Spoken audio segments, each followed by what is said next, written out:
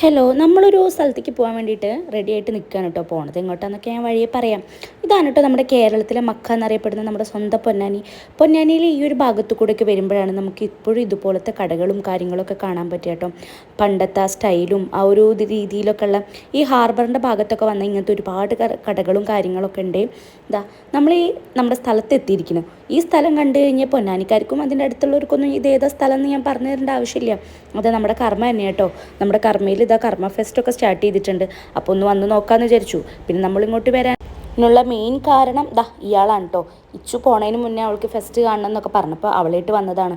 അവളങ്ങനെ ഒരു കാര്യം പറഞ്ഞാൽ അത് ചെയ്തു കൊടുക്കാതിരിക്കാൻ ഞങ്ങൾക്ക് ആർക്കും പറ്റില്ല. അതങ്ങനെയാണ്. ഇതൊക്കെ കഴിഞ്ഞ് നമ്മളിതാ ഫ്രണ്ടിലെത്തിയിട്ടുണ്ട്. നല്ല ഭംഗിയുണ്ട് ഫ്രണ്ടൊക്കെ കാണാൻ. പിന്നെ നമ്മൾ ടിക്കറ്റ് എടുക്കാൻ പോയി. ടിക്കറ്റിന് ഒരാൾക്ക് 100 രൂപ കേട്ടോ. 5 വയസ്സിന് താഴെയുള്ള കുട്ടികൾക്കൊക്കെ 100 രൂപ തന്നെയാണ്. പിന്നെ ഇതാ കാണുന്നതൊക്കെ അവിടെ ഉണ്ട് എന്നാണ് അവർ പറയുന്നത്.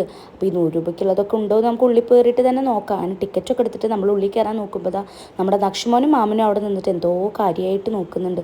ഉള്ളിൽ കയറുമ്പോൾ ഇതുപോലെ ലൈറ്റും കാര്യങ്ങളൊക്കെ വെച്ച് അറേഞ്ച് ചെയ്തിട്ടുണ്ട്. അത് കണ്ടപ്പോൾ നമ്മുടെ നക്ഷമോന് ഭയങ്കര സന്തോഷമായിട്ട് മേലേക്കൊക്കെ നോക്കി കൈയൊട്ടുന്നൊക്കെ ഉണ്ട്. കയറിയ പാടെ അതിൽ കാണിച്ച പോലെ ഫ്ലവർ ഷോ തന്നെയായിരുന്നു കേട്ടോ. ഒരുപാട് വെറൈറ്റി പൂക്കളുണ്ടായിരുന്നേ. ഇതൊക്കെ ഒറിജിനൽ ഫ്ലവേഴ്സാട്ടോ. ഈ ഫ്ലവേഴ്സൊക്കെ അവർ അറേഞ്ച് ചെയ്ത് വെച്ചുള്ള രീതി.